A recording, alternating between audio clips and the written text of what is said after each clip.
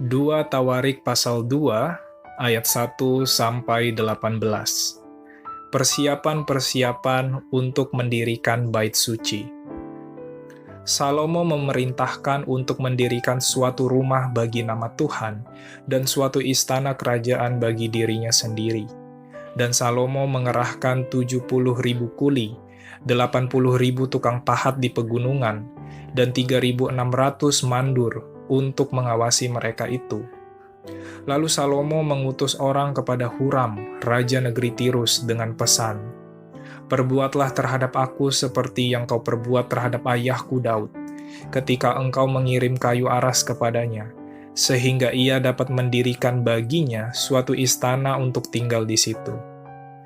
Ketahuilah, aku hendak mendirikan sebuah rumah bagi nama Tuhan Allahku, untuk menguduskannya bagi Dia, supaya di hadapannya dibakar ukupan dari wangi-wangian, tetap diatur roti sajian dan dipersembahkan korban bakaran pada waktu pagi dan pada waktu petang, pada hari-hari Sabat dan bulan-bulan baru, dan pada perayaan-perayaan yang ditetapkan Tuhan Allah kami, sebab semuanya itu adalah kewajiban orang Israel untuk selama-lamanya.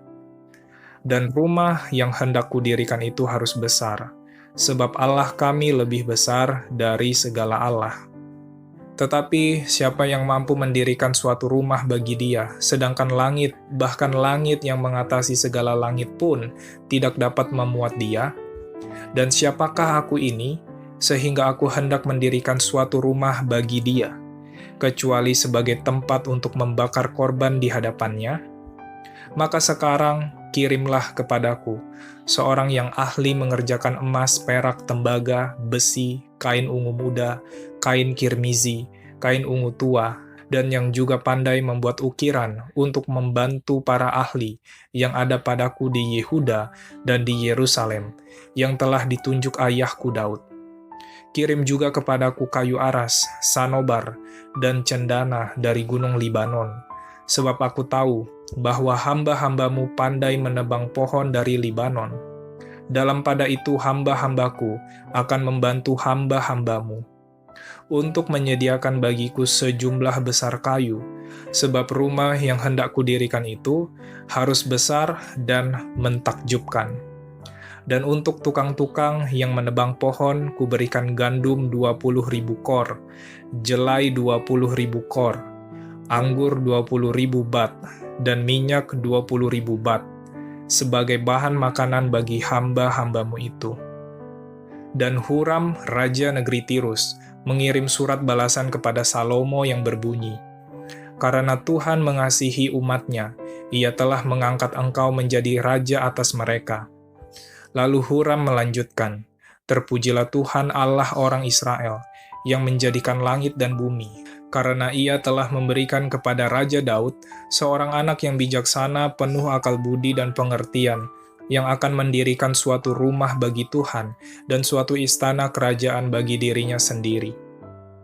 Maka sekarang aku mengirim seorang ahli yang penuh pengertian, yakni Huram-Abi, anak seorang perempuan dari Bani Dan, sedang ayahnya orang Tirus.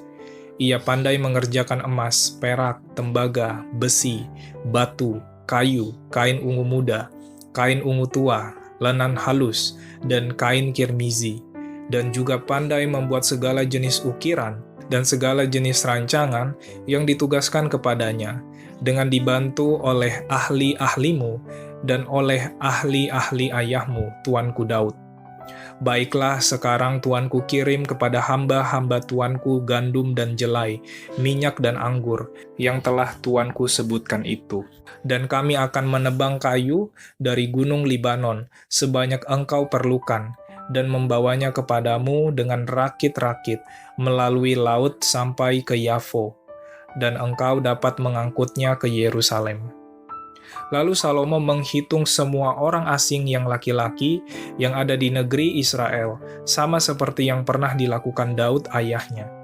Maka terdapatlah 153.600 orang, dan dari antara mereka 70.000 orang dijadikannya kuli, 80.000 orang tukang pahat di pegunungan, dan 3.600 orang mandur yang harus menyuruh orang-orang itu bekerja.